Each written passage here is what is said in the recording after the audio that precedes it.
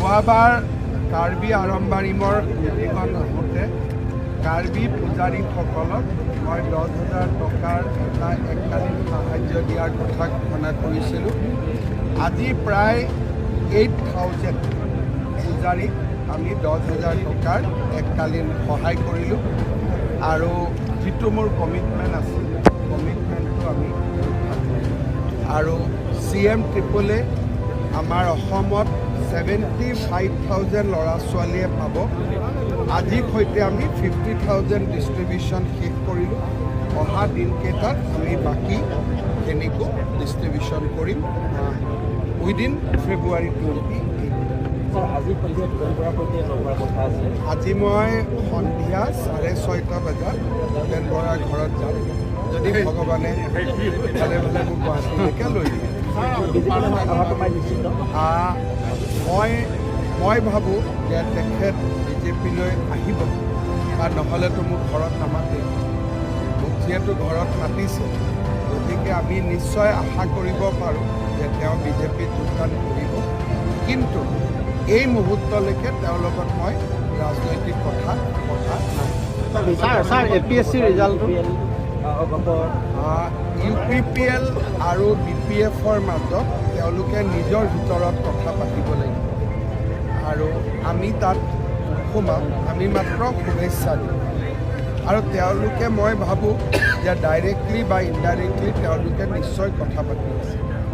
AGPৰ লগতো আমাৰ কথা বতৰা চলি আছে। এক প্ৰকাৰ আমাৰ সদায় লগ পাই থাকোঁ, গতিকে বুজাবুজি 90% আছে। 10% অলপ আলোচনা কৰিব লাগিব, আমি কৰিম।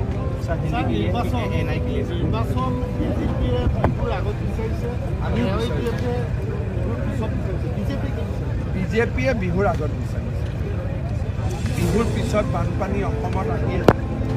এতিয়াতো AIDFে নিজে চৰত থাকে, চৰত তেওঁলোকৰ মানুহ থাকে, তাতেই বানপানী হ'ব। গতিকে আমি বিচাৰিছোঁ যে বিহুৰ আগত হ'ব লাগে আৰু অসমত বিহুৰ সময়ত পুলিচ বহুত বিহুৰ পেণ্ডেলবিলাকত তেতিয়াহ'লে ইলেকশ্যনত কোনে বিহু কৰিব? সেইটো কাৰণে আমি বিহুৰ আগতে আৰু প্ৰত্যেক বছৰে বিহুৰ আগতে হয়, আমি বিহুৰ আগতে APSC ৰিজাল্টটো কালি দিয়াৰ পিছত কেঞ্চেল কৰিছে। কেঞ্চেল কৰা নাই, মই অলপ আগতে বুজাই থৈ আহিছোঁ যে মটক আৰু মৰাণ 2+2 হ'ব লাগিছে। ভুলতে মটকৰে 4জন। অলপ পিছতে ৰিজাল্টটো এনাউন্স কৰি দিব। যদি আমি এইটো ৰিজাল্টে ৰাখিলোহেঁতেন মৰাণ মানুহখিনিয়ে দুখ পালে।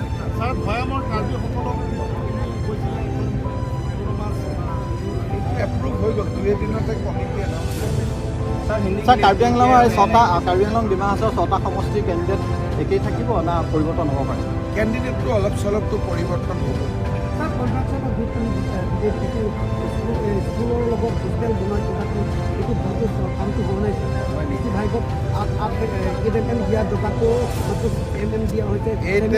ৰ'দৰ জেগাত 6 mm কোন জেগাত বকলীয়া দশমক হায়াৰ ছেকেণ্ডেৰী বহুত স্কুলত এনেকৈ ইউজ কৰা। আজিয়ে মই একশ্যন